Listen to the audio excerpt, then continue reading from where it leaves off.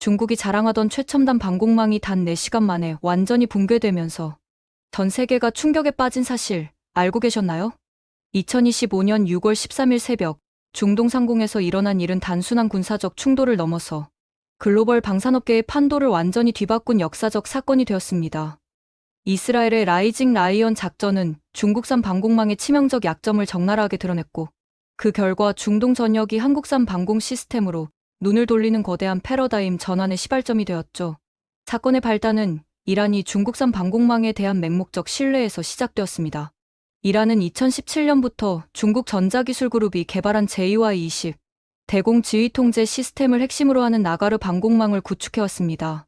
중국 측은 이 시스템이 800km 반경 내에서 동시에 100개의 표적을 추적하고 요격할 수 있다고 자랑했고, 80%의 요격률을 보장한다며 세계 최강의 방공망이라고 선전했습니다. 하지만 실전에서 드러난 현실은 참담했습니다. 이스라엘의 F-35 스텔스 전투기가 이란 영공에 침투했을 때 중국산 레이더는 완전히 침묵했습니다. 나탄즈 우라늄 농축시설에서 피어오르는 검은 연기가 하늘을 뒤덮었고, 이란의 핵 역량 90%가 단 한 번의 공격으로 소멸되었습니다. 더욱 충격적인 것은 이란군 지휘부가 완전히 참수되었다는 사실입니다. 혁명수비대 참모총장 무함마드 바이리를 비롯해 20명의 고위군 장교가 목숨을 잃었고 6명의 핵 과학자가 한순간에 제거되었습니다. 이런 참혹한 결과의 배경에는 중국 방산업계의 구조적 문제가 자리 잡고 있었습니다. 중국 공산당이 군 현대화를 외치며 천문학적 예산을 투입했지만 그 돈의 상당 부분이 부패한 관료들의 주머니로 들어갔던 겁니다. 중국 전자기술그룹의 부사장 황종, 전 회장, 선자오숑, 사장 우마닝 등 핵심 인물들이 줄줄이 부패 혐의로 체포된 것만 봐도 알 수 있죠. 이들이 개발했다는 첨단 방공망은 실제로는 부실한 부품과 허술한 소프트웨어로 구성된 허수아비에 불과했던 겁니다. 특히 중국산 방공망의 치명적 약점은 전자전 대응 능력의 부재였습니다. 이스라엘이 개발한 고도의 전자전 시스템 앞에서 중국의 JY-20 시스템은 완전히 무력화되었습니다. 레이더가 적기를 포착하지 못하는 것은 물론이고 미사일 발사 명령조차 제대로 전달되지 않았던 거죠. 이는 중국이 실전 경험 부족으로 인해 실제 전장에서 발생할 수 있는 복잡한 변수들을 제대로 고려하지 못했기 때문입니다. 반면 한국의 방산기술은 이런 상황을 예견하고 철저히 대비해왔습니다. 한국의 천궁방공 시스템은 북한과의 지속적인 대치 상황에서 수십 년간 축적된 실전 노하우를 바탕으로 개발되었습니다. 북한의 기습적인 미사일 공격과 다양한 전자전 위협에 대응하기 위해 설계된 천궁은 중국산 시스템과는 차원이 다른 신뢰성을 자랑합니다. 천궁 시스템의 핵심 우위는 다중 주파수 레이더 기술에 있습니다. 중국의 JY-22 단일 주파수 대역에 의존하는 취약한 구조를 가진 반면 천궁은 X밴드, S밴드, L밴드를 동시에 활용하는 복합 레이더 시스템을 채택했습니다. 이로 인해 적의 전자전 공격으로 일부 주파수가 교란당해도 다른 주파수로 즉시 전환하여 지속적인 탐지와 추적이 가능합니다. 더욱 놀라운 것은 천궁의 인공지능 기반 표적 식별 시스템입니다. 한국의 첨단 반도체 기술력을 바탕으로 개발된 이 시스템은 스텔스 항공기의 미세한 레이더, 반사파까지 분석하여 표적을 정확히 식별할 수 있습니다. 실제로 2024년 실시된 비공개 시험에서 천궁은 F-35와 동급의 스텔스 표적을 95% 이상의 확률로 탐지하는 놀라운 성과를 보여줬습니다. 한국 방산업계의 또 다른 강점은 맞춤형 개발 능력입니다. 중동의 극한 사막 환경에서도 안정적으로 작동할 수 있도록 설계된 천궁. 중동형은 섭씨 60도의 고온과 극심한 모래바람 속에서도 완벽한 성능을 발휘합니다. 이는 한국이 다양한 기후 조건에서 수출용 무기를 개발해온 풍부한 경험 덕분입니다. 경제성 면에서도 한국산 방공망은 압도적 우위를 보입니다. 천궁의 요격 미사일 한 발 가격이 15억 원인 반면 미국의 패트리어트 미사일은 45억 원에 달합니다. 성능은 동등하거나 더 우수하면서도 가격은 3분의 1 수준인 셈이죠. 여기에 한국의 뛰어난 제조업 인프라 덕분에 납기도 훨씬 빠릅니다. 미국이나 유럽 업체들이 23년의 납기를 요구하는 반면 한국은 1년 이내에 시스템 구축을 완료할 수 있습니다. 이란 사태 이후 중동 국가들의 반응은 즉각적이었습니다. 사우디아라비아는 기존 패트리어트 시스템을 단계적으로 천궁으로 교체하기로 결정했고, 아랍에미리트는 천궁과 함께 한국의 KSAAM 단거리 방공 시스템까지 도입하기로 했습니다. 이라크 역시 천궁 도입과 함께 수리온 헬기 구매를 확정했죠. 더욱 놀라운 것은 전통적으로 서방 무기에 의존해왔던 이스라엘마저 한국산 방공기술에 관심을 보이기 시작했다는 사실입니다. 이스라엘 국방부는 한국의 차세대 레이더, 기술과 인공지능 기반 요격 시스템에 대한 기술 협력을 비공식적으로 타진해왔습니다. 이는 한국의 방산 기술이 이미 세계 최고 수준에 도달했음을 의미합니다. 한국 방산업계의 성공 비결은 무엇보다 실전 중심의 개발 철학에 있습니다.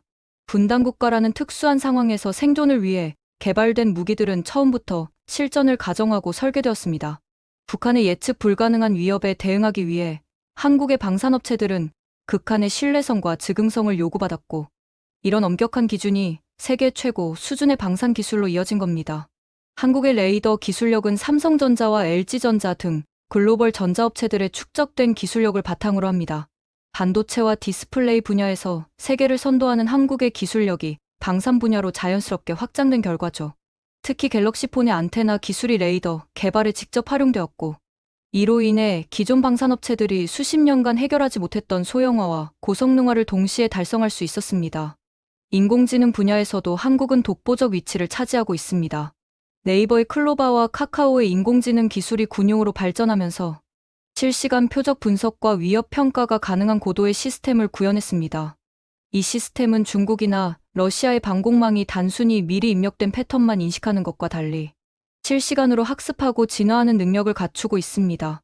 천궁 시스템의 또 다른 혁신은 네트워크 중심 운영 체계입니다. 개별 방공 포대가 독립적으로 작동하는 기존 시스템과 달리 천궁은 전국의 모든 방공 자산이 하나의 네트워크로 연결되어 통합 운영됩니다. 이는 한국의 뛰어난 정보통신 인프라와 오직 기술력이 있었기에 가능한 일이었죠. 포항의 레이더가 탐지한 정보가 실시간으로 서울의 방공 포대와 공유되고 제주도의 미사일까지 즉시 발사 준비에 들어가는 통합 방어망을 구축한 겁니다.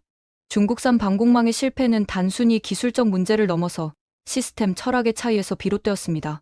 중국은 거대하고 복잡한 시스템을 만드는 데 집중했지만 한국은 단순하면서도 확실한 시스템을 추구했습니다. 중국의 JY-12 수백 개의 복잡한 모듈로 구성되어 하나만 고장 나도 전체 시스템이 마비되는 반면 천궁은 모듈별 독립성을 보장하여 일부가 손상되어도 나머지가 정상 작동하도록 설계되었습니다.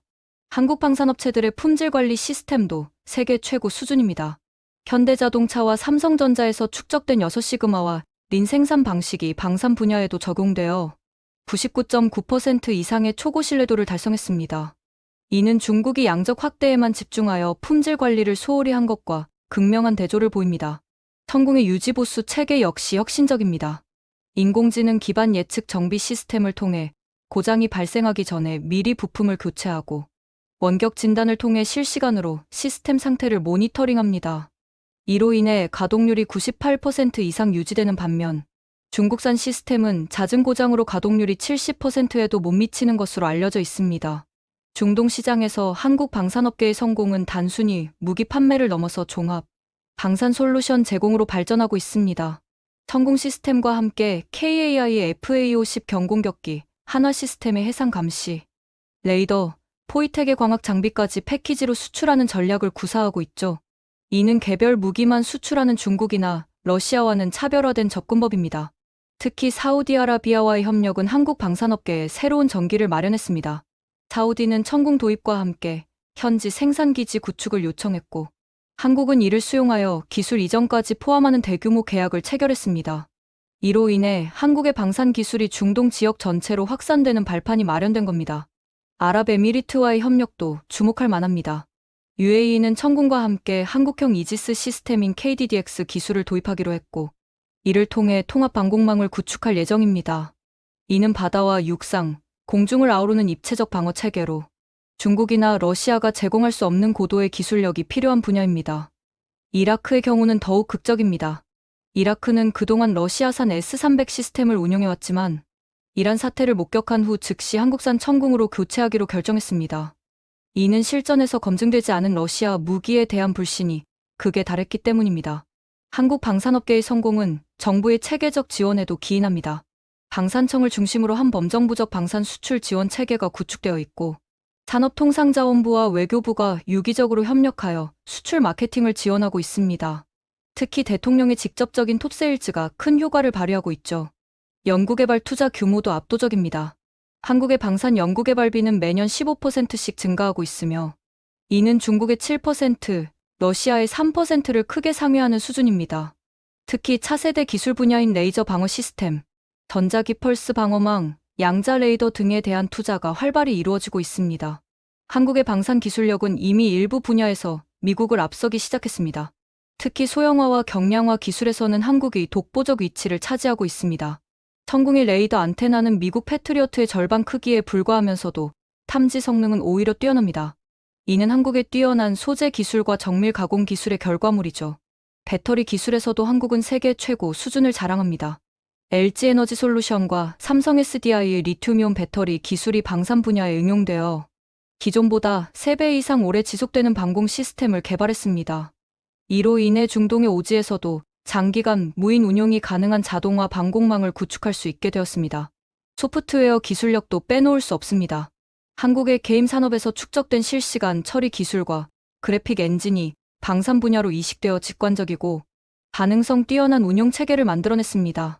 중국이나 러시아의 복잡하고 사용하기 어려운 인터페이스와 달리 한국의 시스템은 스마트폰처럼 직관적으로 조작할 수 있어 운용자 교육 시간도 크게 단축됩니다. 한국 방산업계의 또 다른 강점은 고객 맞춤 서비스입니다. 단순히 무기를 파는 것이 아니라 구매국의 특수한 요구사항을 모두 반영한 맞춤형 솔루션을 제공합니다. 사우디아라비아의 경우 이슬람 문화를 고려하여 기도, 시간에는 자동으로 비필수, 경보음을 차단하는 기능까지 추가했을 정도입니다. 인적 자원의 우수성도 한국 방산업계의 핵심 경쟁력입니다. 세계 최고 수준의 교육열과 경쟁력으로 무장한 한국의 엔지니어들은 복잡한 기술적 문제를 빠르고 정확하게 해결하는 능력을 갖추고 있습니다. 특히 24시간 글로벌 기술 지원 체계를 통해 전 세계 어디서든 실시간으로 기술 지원을 받을 수 있는 시스템을 구축했습니다. 중국의 방산업체들이 정부 보조금에 의존하여 덤핑 수출을 하는 것과 달리 한국 업체들은 순수한 기술력과 품질로 정당한 가격에 수출하고 있습니다. 이는 장기적으로 더 건전하고 지속가능한 성장 모델이며 구매국들도 이런 차이를 인식하기 시작했습니다.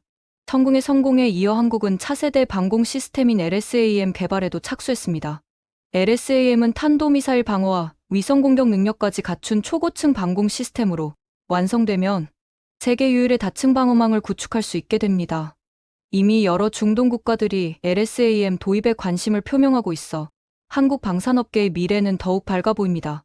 해외 진출과 함께 국내 방산업계의 생태계도 빠르게 발전하고 있습니다. 대기업뿐만 아니라 중소부품업체들도 세계적 경쟁력을 갖추기 시작했고, 이는 한국 방산업계 전체의 저변 확대로 이어지고 있습니다. 특히 정밀 가공업체들의 기술력 향상이 눈에 띄는데, 이들이 생산하는 부품들은 이미 미국과 유럽 방산업체들도 선호하는 수준에 도달했습니다. 방산 수출의 급증은 한국 경제 전반에도 긍정적 영향을 미치고 있습니다. 방산업계의 매출 증가가 관련 산업 전반으로 파급되면서 고급 일자리 창출과 기술력 향상이라는 선순환 구조를 만들어내고 있죠. 특히 젊은 엔지니어들이 방산업계로 몰려들면서 더욱 혁신적인 기술 개발이 이루어지고 있습니다. 국제 정치적 관점에서도 한국의 방산 수출 확대는 중요한 의미를 갖습니다. 기존의 미국과 러시아, 중국에만 의존하던 무기 시장에 한국이라는 새로운 대안이 등장함으로써 구매국들의 선택권이 확대되었습니다. 이는 국제 무기 시장의 건전한 경쟁을 촉진하고 구매국들이 더 좋은 조건으로 무기를 도입할 수 있게 만들었습니다. 중국의 벨트앤로드 이니셔티브에 대한 견제 효과도 기대됩니다. 중국이 1대1로를 통해 개발도상국들에 대한 영향력을 확대하려 하지만 한국의 고품질 방산 기술은 이들 국가들에게 중국에 의존하지 않는 안보 대안을 제시하고 있습니다. 특히 동남아시아와 중동, 아프리카 국가들이 한국산 무기 도입을 통해 중국의 과도한 영향력에서 벗어나려는 움직임을 보이고 있습니다. 한국의 방산 기술 발전은 북한 억제력 강화에도 직접적으로 기여하고 있습니다. 천궁과 같은 첨단 방공 시스템의 배치로 북한의 미사일 위협을 크게 줄일 수 있게 되었고, 이는 한반도 평화 유지에도 중요한 역할을 하고 있습니다. 북한이 감히 도발을 시도하기 어려운 확실한 억제력을 갖추게 된 겁니다. 기술적 파급 효과도 상당합니다. 방산 기술 개발 과정에서 나온 부산물들이 민간 분야로 이전되면서 새로운 산업 영역을 창출하고 있습니다. 레이더 기술은 자율주행차와 드론 산업으로, 통신 기술은 육지 이동통신으로, 소재 기술은 반도체와 디스플레이로 확산되고 있죠. 한국 방산업계의 성공은 국가 브랜드 가치 향상에도 크게 기여하고 있습니다. 메이드 인 코리아가 고품질과 첨단 기술의 상징으로 인식되면서 다른 산업 분야의 수출에도 긍정적 영향을 미치고 있습니다. 특히 중동 지역에서 한국에 대한 인식이 크게 개선되어 건설, 화학, 자동차 등 다양한 분야의 진출이 활발해지고 있습니다. 미래 전망도 매우 밝습니다. 인공지능과 로봇 기술의 발달로 무인 방공 시스템에 대한 수요가 급증할 것으로 예상되는데, 한국은 이미 이 분야에서 상당한 기술적 우위를 확보하고 있습니다. 특히 삼성전자의 반도체 기술과 LG전자의 디스플레이 기술이 결합된 차세대 방공 시스템은 경쟁국들이 따라올 수 없는 독보적 성능을 보여줄 것으로 기대됩니다. 우주 방어 분야로의 확장도 준비 중입니다. 한국항공우주연구원과 방산업체들이 협력하여 위성 공격 무기와 우주 감시 레이더 개발에 착수했고, 이는 향후 한국이 우주 강국으로 도약하는 발판이 될 것입니다. 이미 여러 선진국들이 한국의 우주 방어 기술에 관심을 보이고 있어 새로운 수출 동력으로 부상할 가능성이 높습니다. 중국산 방공망의 참패는 한국에게는 기회였지만 동시에 더 큰 책임감도 안겨주었습니다. 이제 전 세계가 한국의 방산 기술을 주목하고 있는 만큼 더욱 완벽하고 신뢰할 수 있는 시스템을 개발해야 하는 부담도 커졌습니다. 하지만 한국의 뛰어난 기술력과 끊임없는 혁신 정신을 고려할 때 이런 기대에 충분히 부응할 수 있을 것으로 확신합니다. 결국 이란 사태로 드러난 중국산 방공망의 허점은 한국 방산업계에게는 역사적 기회가 되었습니다. 실전에서 검증된 성능과 합리적 가격, 신속한 납기라는 삼박자를 갖춘 한국산 방공 시스템이 중동은 물론 전 세계 방산 시장을 재편하고 있는 겁니다. 이는 단순한 수출 증가를 넘어서 한국이 진정한 방산 강국으로 도약하는 전환점이 될 것입니다. 재밌게 보셨다면 구독과 좋아요, 알림 설정 부탁드립니다.